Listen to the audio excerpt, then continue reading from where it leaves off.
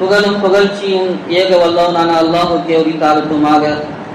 சாந்தியும் சமாதானமும் கண்மணி நாயகம் ஸல்லல்லாஹு அலைஹி வஸல்லம் அவர்கள் மீதும், அன்னாரை வழுவாது தழுவாது பின்பற்றிய சத்திய சஹாபாக்கள், தாபிஈன்கள், மேலும் குறிப்பாக இங்கு கூடியிருக்கும் நம் அனைவரும் மீதும் என்றென்றும் நின்று நிலவட்டுமாக.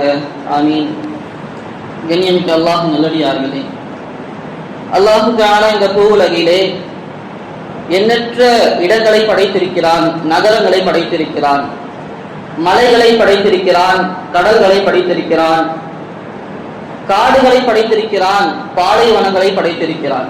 என்றாலும் கூட அல்லாஹுக்கு பிரியமான நகரங்களிலே அல்லாஹுக்கு மிக பிரியமானது என்று சொன்னால் அல்லாஹுடைய மஸ்ஜிதுகளாக இருந்து கொண்டிருக்கின்றன.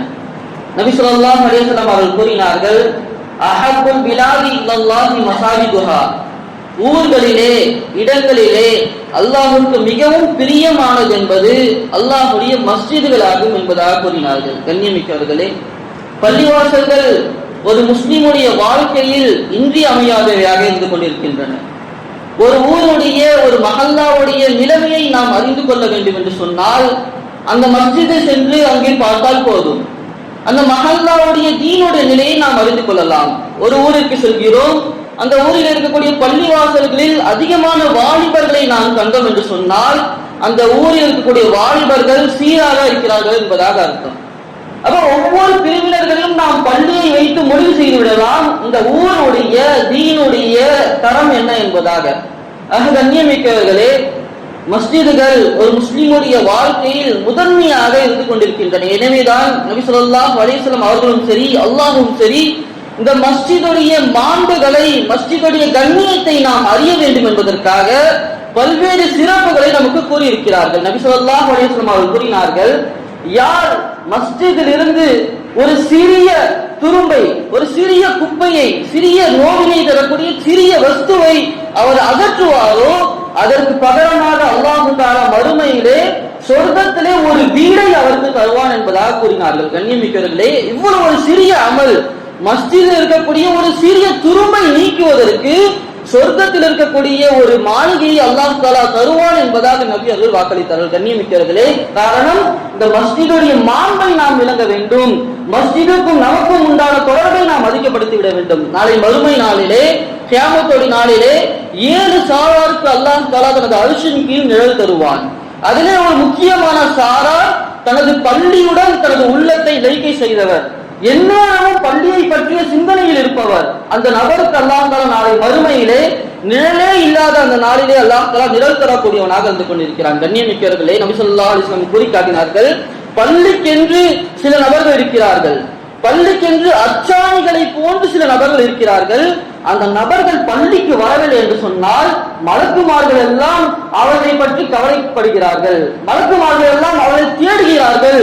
ஒரு அடியார் வந்து கொண்டே இருப்பாரே, தினந்தோறும் வந்து பள்ளியில் அமர்ந்து கொண்டே இருப்பாரே, அந்த அடியார் வரவில்லை என்று சொன்னால் அவரை பற்றி மலக்குமார்கள் கவலைப்படுகிறார்கள் என்பதாக நபி ஸல்லல்லாஹு அலைஹி வஸல்லம் அருள்பொழி காட்டுகிறார்கள். கண்ணியமிக்கவர்களே, அது மட்டுமல்ல, யாரெல்லாம் காலையில் பள்ளியை நோக்கி வருகிறார்களோ அவர்களுக்கு அல்லாஹ் தஆலா சொர்க்கத்திலே விருந்தை ஏற்படுத்துகிறான் என்பதாக நபி அவர்கள் கூறினார்கள். ஒவ்வொரு முறை அவர் காலையில் வந்தாலும் சரி, மாலையில் பள்ளியை நோக்கி அவர் வந்தாலும் சரி, அவர் வரவேற்பதற்காக அல்லாஹ் தஆலா சொர்க்கத்திலே அவருக்காக விருந்துகளை ஏற்பாடு செய்து கொண்டே இருக்கிறார் என்பதாக கூறி காட்டினார்கள். கண்ணியமிக்கவர்களே, காரணம் பள்ளியின் மாண்பை நாம் விளங்க வேண்டும், பள்ளியின் முக்கியத்துவத்தை நாம் ஒவ்வொருவரும் விளங்க வேண்டும் என்பதற்காகத்தான். அது மட்டுமல்ல, நபி அவர்கள் கூறினார்கள், ஒரு மனிதர் பள்ளியுடன் எப்போதும் தொடர்புடையவராக இருந்து கொண்டிருக்கிறார், அடிக்கடி பள்ளியில் அவர்களை நீங்கள் கண்டீர்கள் என்று சொன்னால் அவர் ஒரு முஃமின் என்பதற்காக நீங்கள் சாட்சி கூறுங்கள், அவர் ஒரு நல்ல மனிதர் என்பதற்காக நீங்கள் சாட்சி கூறுங்கள் என்பதாக கூறி காட்டினார்கள். கண்ணியமிக்கவர்களே, ஆக பள்ளியின் மாண்புகளை நாம் விளங்க வேண்டும். நபி ஸல்லல்லாஹு அலைஹி வஸல்லம் அவர்கள் ஒரு முறை கபர் ஜியாரத்திற்கு செல்கிறார்கள். செல்லக்கூடிய சமயத்திலே அங்கே ஒரு புதிய கபர் இருக்கிறது. அந்த கபரை பார்த்தவுடன் நபி அவர்கள் கேட்டார்கள், இது யாருடைய கபர்? புதிய கபராக இருக்கிறது, யார் மரணித்தது என்பதாக கேட்கக்கூடிய சமயத்திலே உம்மு மிஹ்தான் ரலியல்லாஹு அன்ஹா அவர்களை கூறினார்கள். உம்மு மிஹ்தான் அவர்களுடைய கபராக இருக்கிறது இது என்பதாக கூறியவுடன் நபி அவர்கள், இந்த பள்ளியை சுத்தம் செய்து கொண்டிருப்பார்களே அந்த பெண்மணியா என்பதாக கேட்டார்கள். ஆம் யா ரசூலல்லாஹ் என்பதாக கூறியவுடன் அங்கேயே நபி ஸல்லல்லாஹு அலைஹி வஸல்லம் அவர்கள் அந்த பெண்மணிக்கு மீண்டும் ஜனாசா தொழுகை தொழுக வைத்துவிட்டு அந்த பெண்மணியிடத்திலே நபி அவர்கள் கேட்டார்கள், இந்த நீங்கள் கபருக்கு சென்று விட்டீர்கள், கபரிலே நீங்கள் செய்த அமல்களில் சிறந்த அமலுடைய பிரதிபலனாக எந்த அமலுடைய பிரதிபலனை நீங்கள் பெற்றுக் கொண்டீர்கள்? எத்தனையோ நீங்கள் அமல்களை செய்திருப்பீர்கள், தொழுதிருப்பீர்கள், நோன்பு நோட்டிருப்பீர்கள், எந்த அமலை சிறந்த அமலாக நீங்கள் கபரிலே பெற்றுக் கொண்டீர்கள் என்பதாக கேட்கிறார்கள். உடனே சஹாபாக்களுக்கு எல்லாம் ஒரே ஆச்சரியம். யார் ரசூலல்லாஹ், அந்த பெண்மணி மரணித்து விட்டு கபரிலே இருக்கிறார்கள், அவரிடத்திலே நீங்கள் சென்று பேசிக் கொண்டிருக்கிறீர்களே என்பதாக கேட்கக்கூடிய சமயத்திலே நபி அவர்கள் கூறினார்கள், நீங்கள் கேட்பதை விட அவர்கள் கவனமாக கேட்பார்கள். நீங்கள் கேட்பதை விட நான் கேட்கக்கூடிய விஷயத்தை, நான் சொல்லக்கூடிய விஷயத்தை கபரில் இருக்கக்கூடிய அந்த பெண்மணி நன்றாக விளங்குவார்கள், கேட்பார்கள் என்பதாக கூறிவிட்டு பிறகு நபி அவர்கள் இந்த பெண்மணி என்ன சொன்னார்கள் என்று தெரியுமா? நான் செய்த அமல்களில் சிறந்த அமலாக பள்ளியை சுத்தம் செய்யும் அமலை நான் பெற்றுக் கொண்டேன் என்பதாக கூறினார்கள் என்பதாக நபி ஸல்லல்லாஹு அலைஹி வஸல்லம் அருள் கூறி காட்டினார்கள். கண்ணியமிக்கவர்களே, பள்ளியை சுத்தம் செய்வது இருக்கிறது ஆக உயர்ந்த அமலாக இருந்து கொண்டிருக்கிறது. நபி ஸல்லல்லாஹு அலைஹி வஸல்லம் அவர்கள் மற்றொரு சமயத்திலே ஒரு கபரை கடக்கிறார்கள். அந்த கபர் யார் இது புதிய கபராக இருக்கிறது என்பதாக கூறக்கூடிய சமயத்திலே சஹாபாக்கள் ஒரு மனிதனுடைய பெயரை கூறுகிறார்கள், ஒரு ஆணுடைய பெயரை கூறுகிறார்கள். நபி ஸல்லல்லாஹு அலைஹி வஸல்லம் அவர்கள், இவர் பள்ளியை சுத்தம் செய்து கொண்டிருக்கக்கூடிய நபர் அல்லவா, இவர் மரணித்ததை என்னிடத்தில் நீங்கள் ஏன் கூறவில்லை என்பதாக கடுமையாக பேசினார்கள். கண்ணியமிக்கவர்களே, பள்ளியுடன் தொடர்பு இருக்கக்கூடிய ஒரு சிறிய அமலாக இருந்தாலும் சரி, ஒரு சிறிய செயலாக இருந்தாலும் சரி, அல்லாஹ்விடத்திலே ஆக உயர்ந்ததாக இருந்து கொண்டிருக்கிறது, அல்லாஹ்வுக்கு ஆக விருப்பமானதாக இருந்து கொண்டிருக்கிறது. நபி ஸல்லல்லாஹு அலைஹி வஸல்லம் அவர்கள் ஹதீஸிலே கூறியிருக்கிறார்கள், பள்ளியை சுத்தம் செய்வது ஹூருல் ஐன் பெண்களுக்கு கொடுக்கக்கூடிய மகராக இருந்து கொண்டிருக்கிறது என்பதாக குறிப்பிட்டார்கள். கண்ணியமிக்கவர்களே, எவ்வளவு ஒரு சாதாரண அமல், பள்ளியை சுத்தம் செய்வதன் மூலமாக நாளை மறுமை நாளிலே ஹூருல் ஐன் பெண்மணிகளுக்கு மகர் கொடுக்கக்கூடிய பாக்கியத்தை அல்லாஹ் நமக்கு கொடுத்திருக்கிறார். பள்ளியுடன் சம்பந்தப்பட்ட ஒவ்வொரு விஷயத்தையும் நபி ஸல்லல்லாஹு அலைஹி வஸல்லம் அவர்கள் அவ்வளவு நேசித்துக் கொண்டு இருந்தார்கள். ஒருமுறை நபி ஸல்லல்லாஹு அலைஹி வஸல்லம் அவர்கள் பள்ளிக்குள் வருகிறார்கள். பள்ளிக்குள் வந்தவுடன் மஸ்ஜிது நபவியோட வழக்கம் என்னவென்று சொன்னால், இஷாவிற்கும் ஃபஜ்ருக்கும் அங்கே விறகுகளை போட்டு நெருப்பு மூட்டுவார்கள். அந்த நெருப்பு எரிந்து முடிவதற்குள்ளாக அனைவரும் தொழுது விட்டு வீடு சென்று விடுவார்கள். அந்த நெருப்பு எரிந்து கொண்டிருக்கும், அந்த வெளிச்சத்திலே தொழுவார்கள், நெருப்பு அணையும் வரை பள்ளியில் இருப்பார்கள். நெருப்பு அணைந்து விட்டதா வீடுகளுக்கு திரும்பி விடுவார்கள். ஒருமுறை நபி ஸல்லல்லாஹு அலைஹி வஸல்லம் அவர்கள் வரக்கூடிய சமயத்திலே அந்த மஸ்ஜிது நபவியிலே ஒருவர் விளக்கு ஏற்றி வைத்திருந்தார். எண்ணெய் ஊற்றி, ஜெய்தூன் எண்ணெய் ஊற்றி விளக்கை ஏற்றி வைத்திருந்தார்கள். அந்த விளக்குடைய ஒளியிலே அந்த முழு மஸ்ஜிது நபவியும் ஒளிர்ந்து கொண்டிருந்தது. அதை பார்த்தவுடன் நபி அவர்களுக்கு ஒரே ஆனந்தம். இந்த பள்ளியை ஒளிர செய்தவர் யார் என்பதாக சஹாபாக்களிடத்திலே ஆச்சரியமாக ஆசையாக கேட்கிறார்கள். உடனே தமீமுத் தாரி ரலியல்லாஹு அன்ஹு அவர்களை சுட்டி காட்டப்படுகிறது, இவர்தான் விளக்கை ஏற்றி வைத்து பள்ளியை ஒளிர செய்தார். உடனே நபி அவர்கள் கூறினார்கள், நவ்வர அலைக்கல்லாஹு கமா நவ்வரத்தல் இஸ்லாம், எப்படி இஸ்லாமை இந்த பள்ளியை நீங்கள் ஒளிர செய்தீர்களோ அதை போன்று அல்லாஹ் தஆலா உங்களது உலக வாழ்க்கையும் மறுமை வாழ்க்கையும் ஒளிர செய்வானாக என்பதாக கூறினார்கள். கூறிவிட்டு நபி அவர்கள் கூறினார்கள், எனக்கு மட்டும் திருமணம் முடிக்காத ஒரு பெண் இருந்தால் அந்த மகளை, எனது மகளை உனக்கு நான் திருமணம் செய்து கொடுத்திருப்பேன். எனக்கு என்னுடைய மகள்களுக்கு எல்லாம் நான் நிக்கா முடித்து விட்டேன். திருமணம் செய்யப்படாத ஒரு மகள் எனக்கு இருந்தார்கள் என்று சொன்னால் உங்களுக்கு நான் திருமணம் முடித்து கொடுத்திருப்பேன் என்பதாக கூறி காட்டினார்கள். கண்ணியமிக்கவர்களே, எவ்வளவு ஒரு ஆனந்தம்! பள்ளியை ஒளிர செய்தார்கள், விளக்கேற்றினார்கள். அதன் மூலமாக நபி அவர்களுக்கு அவ்வளவு பிரியமான நபராக, அந்த நபரை மருமகனாக ஏற்றுக்கொள்ள நபி அவர்கள் தயாராகி விட்டார்கள். உடனே ஒரு சஹாபி இருந்து, யா ரசூலல்லாஹ், நீங்கள் மருமகனாக தயாராக இருக்கிறீர்களா? எனக்கு ஒரு பெண் இருக்கிறார்கள், நீங்கள் ஆசைப்பட்ட அந்த மருமகனை நான் மருமகனால் ஆக்கிக் கொள்கிறேன் என்பதாக கேட்டு அவர் நிக்கா செய்து முடித்து விட்டார். கண்ணியமிக்கவர்களே, பள்ளியுடன் தொடர்பு இருக்கக்கூடிய ஒவ்வொரு விஷயத்தையும் நபி அவர்கள் அவ்வளவு நேசித்துக் கொண்டிருந்தார்கள், அவ்வளவு விரும்பத்தக்க விஷயமாக அமலாக நமக்கு கூறிக்கொண்டிருந்தார்கள். ஒருமுறை நபி ஸல்லல்லாஹு அலைஹி வஸல்லம் அவர்கள் பள்ளிக்குள் வருகிறார்கள். வரக்கூடிய சமயத்திலே அங்கே ஒரு சிறிய ஒரு துரும்பு இருக்கிறது, ஒரு அழுக்கு அசுத்தம் இருக்கிறது, லேசான அசுத்தங்கள் இருக்கிறது. அதை பார்த்தவுடன் நபி ஸல்லல்லாஹு அலைஹி வஸல்லம் அவருடைய முகம் உடனடியாக மாறி விடுகிறது. நபியுடைய முகம் முழுவதும் சிவப்பாக ஆகிறது. நபியுடைய பார்வையில் கோபம் தெரிகிறது. உடனே சஹாபாக்களுக்கெல்லாம் ஒரே ஆச்சரியம், என்ன செய்வது என்று தெரியவில்லை. உடனடியாக எதை பார்த்து நபி அவர்கள் கோபம் கொள்கிறார்கள் என்பதாக பார்க்கக்கூடிய சமயத்திலே அங்கே ஒரு துரும்பு இருக்கிறது, ஒரு எச்சி துப்பப்பட்டு அங்கே இருக்கிறது பள்ளியிலே. அதை பார்த்தவுடன் நபிக்கு அவ்வளவு கோபம் வந்து விடுகிறது. உடனடியாக ஒரு பெண்மணி சென்று அந்த எச்சிலை துடைத்துவிட்டு அங்கே நறுமணத்தை பூசி விடுகிறார்கள். பிறகுதான் நபி அவர்கள் கோபத்தை அடங்கி நபி அவர்கள் கூறினார்கள், இது எவ்வளவு அழகான செயலாக இருந்து கொண்டிருக்கிறது. பள்ளியில் இருக்கக்கூடிய பள்ளியை சுத்தமாக ஆக்கி அங்கே நறுமணங்களை கமர் செய்கிறது எவ்வளவு பெரிய சிறந்த விஷயமாக இருக்கிறது என்பதாக நபி அவர்கள் கூறி காட்டினார்கள். ஒருமுறை புகாரி ரஹிமஹுல்லாஹ் அவர்கள் பள்ளியிலே அமர்ந்து இருக்கிறார்கள். அமரக்கூடிய சமயத்திலே ஒரு மனிதர் தனது தாடியை நோண்டிக் கொண்டே இருக்கிறார். தனது தாடியிலே கையை வைத்து கோதிக் கொண்டிருக்கிறார். அவருடைய அந்த தாடி முடி பள்ளியில் விழுந்து விடுகிறது. அதை பார்த்த புகாரி ரஹிமஹுல்லாஹ் அவர்கள் கடுமையாக கோபம் கொள்கிறார்கள். ஆனாலும் அந்த கோபத்தை அவர்கள் வெளிக்காட்டவே இல்லை. அங்கேயே அமர்ந்து கொண்டே இருக்கிறார்கள். மக்கள் செல்கிறார்கள், வருகிறார்கள், பல பேர் எழுந்து போயிட்டாங்க. ஆனா புகாரி ரஹிமஹுல்லாஹ் அவர்கள் அந்த முடியை எங்கே பார்த்தார்களோ எழுந்து சென்றால் அந்த பார்வை தவறிவிடும் என்பதாக அதே இடத்தில் அமர்ந்து அந்த முடியை பார்த்து கொண்டே இருந்தார்கள். பிறகு அந்த நபர் எழுந்து சென்ற பிறகு அந்த முடியை எடுத்துக்கொண்டு வெளியே சென்று போய் போட்டார்கள். கண்ணியமிக்கவர்களே, பள்ளியில் தூசு திரும்புகளை போடுவது, நகங்களை கடித்து அங்கே போடுவது, நாம் தலையை சொரிந்து அதன் மூலமாக சிறு சிறு முடிகளை நாம் அங்கு போடுவது இருக்கிறது மக்ரூஹ் தஹரீமி என்பதாக உலமாக்கள் தங்களது கிதாபுகளிலே பதிவு செய்கிறார்கள். கண்ணியமிக்கவர்களே, பள்ளியில் தூசுகள் துரும்புகளை நாம் போடக்கூடாது என்று சொன்னால், பள்ளியில் இருக்கக்கூடிய ஒரு சிறிய உமிழ்நீரை பார்த்து நபியோடைய முகம் சிவந்தது என்று சொன்னால், அதை நபியோடைய உள்ளம் பொருந்திக் கொள்ள முடியவில்லை என்று சொன்னால், இன்று பள்ளிகள் இடிக்கப்படுகின்றன, பள்ளிகளுக்கு எதிராக சூழ்ச்சிகள் செய்யப்படுகின்றன. அதை பார்த்து நமது உள்ளம் எந்த அளவுக்கு வேதனைப்படுகிறது, அதை பார்த்து நமது உள்ளங்கள் எந்த அளவுக்கு கஷ்டப்படுகிறது. பள்ளியில் இருக்கக்கூடிய ஒரு உமிழ்நீரை பார்த்து நபியர்கள் முகமெல்லாம் மாறியது, நபியர்கள் கண்கள் எல்லாம் சிவந்தது. நபிகளை கோபத்தை அடக்குவதற்காக சஹாபாக்கள் விரைந்து ஓடினார்களே, அந்த பள்ளிக்கு எதிராக எவ்வளவு சூழ்ச்சிகள் செய்யப்படுகிறது, எத்தனை பள்ளிகள் இன்று இடிக்கப்பட்டுக் கொண்டிருக்கிறது. நம்முடைய உள்ளங்கள் அதற்காக எந்த அளவுக்கு கவலைகளை பட்டுக் கொண்டிருக்கிறது என்பதாக நாம் சிந்தித்து பார்க்க வேண்டும். கண்ணியமிக்கவர்களே, கடந்ததாக சில நாட்களாக நாம் எல்லாம் அறிந்த ஒரு செய்திதான். நவம்பர் 19ஆம் தேதி யூபி இருக்கக்கூடிய சம்பல் என்ற பகுதியில் இருக்கக்கூடிய ஒரு மிகப்பெரிய மஸ்ஜித், அந்த மஸ்ஜித் அங்கே முன்பதாக கோவில் இருந்தது என்பதாக ஒரு மனுவை கோர்ட்டிலே கொண்டு போய் ஒப்படைக்கிறார்கள். உடனடியாக அந்த தினமே 19ஆம் தேதி நவம்பர் அந்த தினமே உடனடியாக அந்த மனுவை வாங்கியவர் இங்கே கோவில் இருந்ததா என்பதாக ஆராய்ச்சி செய்வதற்காக ஒரு குழுவை அன்றே அனுப்பிவிடுகிறார்.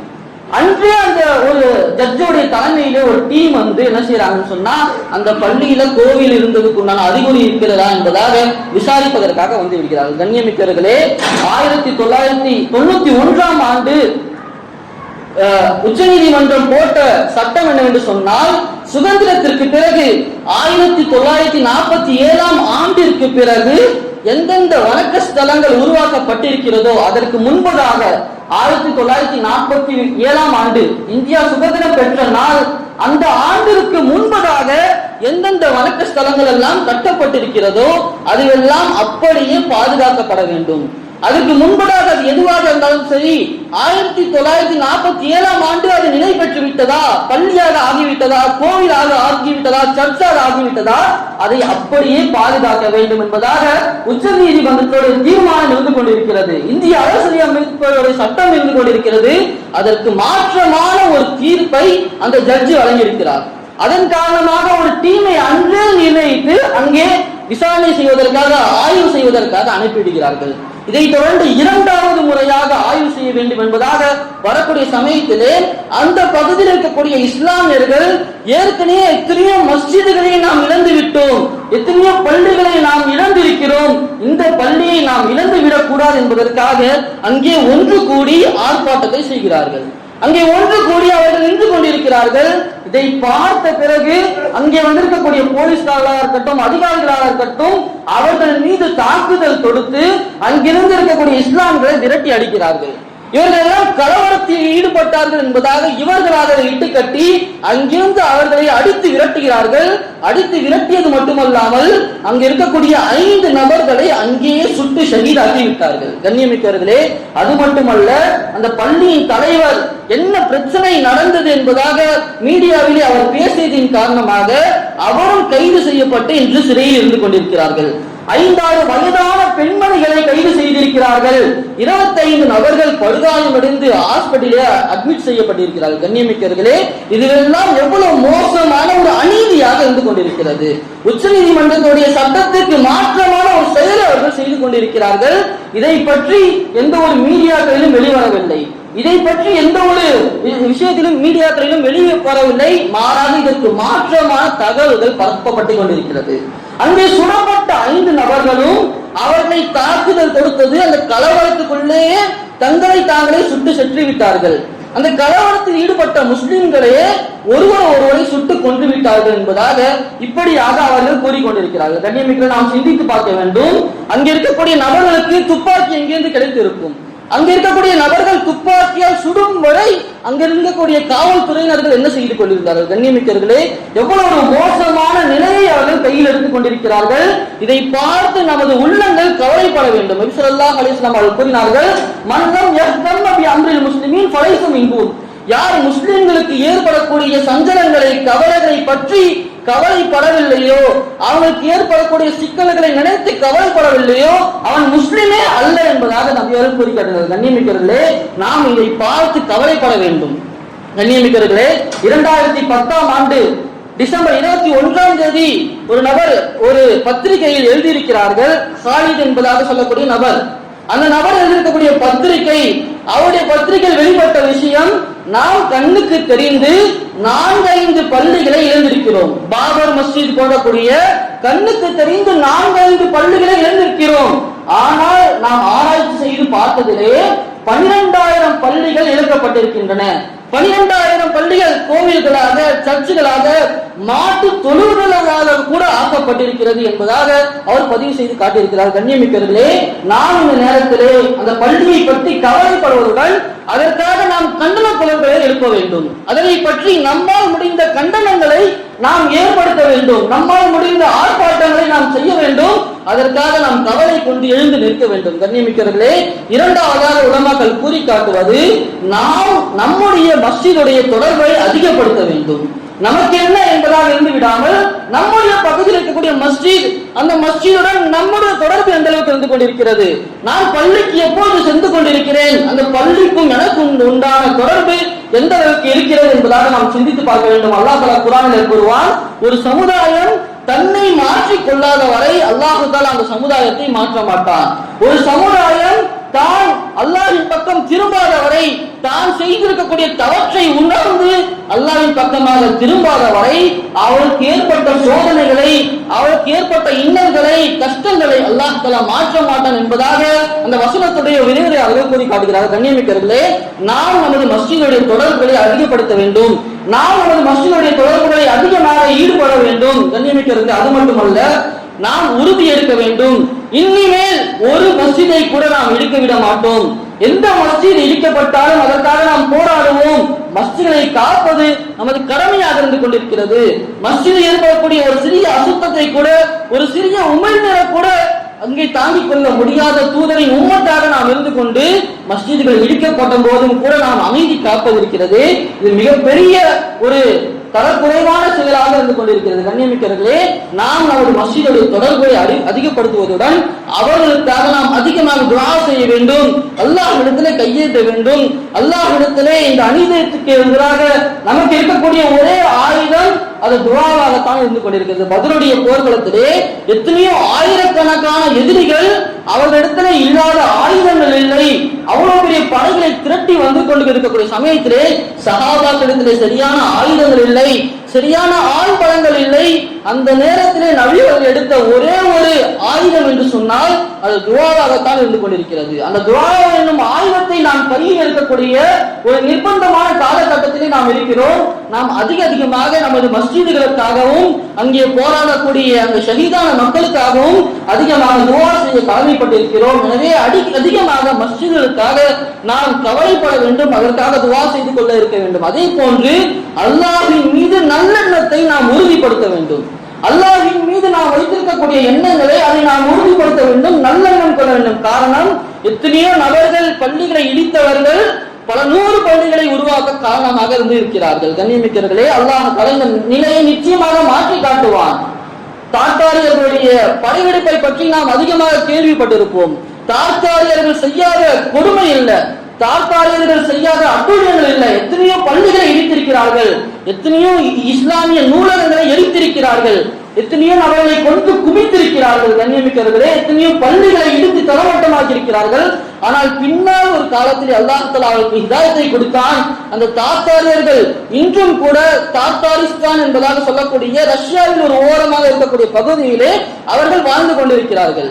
அந்த தார்த்தார்கள் முழுமையாக முஸ்லிம்களாக மாறி பல்வேறு மதரசாக்களை, பல்வேறு பள்ளிகளை இன்று கட்டிக் கொண்டிருக்கிறார்கள், கட்டிக்கொண்டே இருந்தார்கள். அப்ப அந்த நபர், இந்த தார்த்தாரியன் நாட்டை சேர்ந்த ஒரு முஃப்தி அவர்களிடத்திலே பேசக்கூடிய சமயத்தில் அவர்கள் சொன்ன காரியம், நாங்கள் எங்களுடைய மூதாதையர்கள் ஆரம்பத்திலே ரஷ்யாவில் வாழ்ந்து கொண்டிருக்கக்கூடிய சமயத்திலே கம்யூனிச கொடுமையான ஆட்சிகள் நடந்து கொண்டிருந்தன. அந்த நேரத்திலே பல்வேறு பள்ளிகள் இடிக்கப்பட்டது, குர்ஆன் ஓதுவதற்கு தடை செய்யப்பட்டது. அந்த நேரத்தில் கூட எங்களுடைய முன்னோர்களை அவர்கள் சிறையில் அடித்தார்கள், கொன்று குவித்தார்கள், எங்களுடைய ஆடைகள் எல்லாம் உருவி எடுத்தார்கள். ஆனால் எங்கள் நெஞ்சங்களில் உள்ள அந்த குர்ஆனையும் ஈமானையும் அவர்களால் ஒன்றும் செய்ய முடியவில்லை என்பதாக கூறிக்காட்டுகிறார். கண்ணியமிக்கவர்களே, அத்தனை பள்ளிகளை இடித்தவர்கள் மூலமாக அல்லாஹ் தஆலா அந்த இஸ்லாத்திற்கு இன்றும் பாதுகாப்பை தந்து கொண்டிருக்கிறார். அது மட்டுமல்ல, பாபர் மஸ்ஜித் இடிப்பை சம்பந்தமாக நாம் படித்திருப்போம், கேள்விப்பட்டிருப்போம். அதில் ஈடுபட்ட பல்பீர் சிங் என்பதாக சொல்லக்கூடிய ஒரு நபர், அவர்தான் ஆரம்பத்திலே முதலாவது நபராக அந்த மஸ்ஜிதில் மீது ஏறி அந்த தனது கலைப்பாறையை வைத்து பள்ளியை இடித்தவர். அந்த நபருக்கு அல்லாஹ் தஆலா ஹிதாயத்தை கொடுத்தான். ஹிதாயத்தை கொடுத்த நபர் ஆமீர் என்பதாக தனது பெயரை மாற்றிக்கொண்டு, எனது வாழ்க்கையின் லட்சியமாக நான் ஆயிரக்கணக்கான பள்ளிகளை கட்டுவேன் என்பதாக ஒரு பள்ளியை நான் இடித்தேன், அதற்கு பகரமாக அல்லாஹ் என்னை மன்னிக்க வேண்டும் என்பதற்காக பல 100 பள்ளிகளுக்கு மேல் நான் கட்டுவேன் என்பதாக சபதம் எடுத்துக்கொண்டு அவர் 50ற்கு மேற்பட்ட பள்ளிகளை கட்டி சென்ற சில ஆண்டுகளுக்கு முன்பதாக அவர் மரணித்திருக்கிறார். கண்ணியமிக்கவர்களே, அல்லாஹ் தஆலா நிச்சயமாக முஸ்லிம்களை கைவிட மாட்டான் என்ற நல்ல எண்ணமும் நம்மிடத்திலே வர வேண்டும். நாம் நமது பள்ளியுடைய தொடர்பை அதிகப்படுத்துவதுடன் அவர்களுக்காக அதிகமாக துஆ செய்வதுடன் அல்லாஹ் மீது வைத்திருக்கக்கூடிய நம்பிக்கையை நாம் சற்றும் தளராமல் அல்லாஹ்விடத்தில் நல்லெண்ணம் வைக்கக்கூடிய மக்களாக அல்லாஹ் தஆலா நம் அனைவரும் ஆக்கி, எங்கெல்லாம் பள்ளிகள், மதரசாக்கள், மஸ்ஜிதுகள், தர்காக்கள் இருந்து கொண்டிருக்கிறதோ அதை அனைத்தையும் அல்லாஹ் தஆலா பாதுகாத்து இந்த இந்திய நாட்டிலே ஒரு இஸ்லாமியர்களை அல்லாஹ் தஆலா செழிப்போடும் நிம்மதியாக வாழக்கூடிய ஒரு சூழ்நிலை ஏற்படுத்தி அல்லாஹ்வுடைய பொருத்தம் பெற்று அல்லாஹ்வுடைய கட்டளைகளை நிறைவேற்றக்கூடிய மக்களாக அல்லாஹ் தஆலா நம் அனைவரையும் ஆக்கி அருள் புரிவானாக. வாஹிர் அல்ஹம்துலில்லாஹி ரப்பில் ஆலமீன்.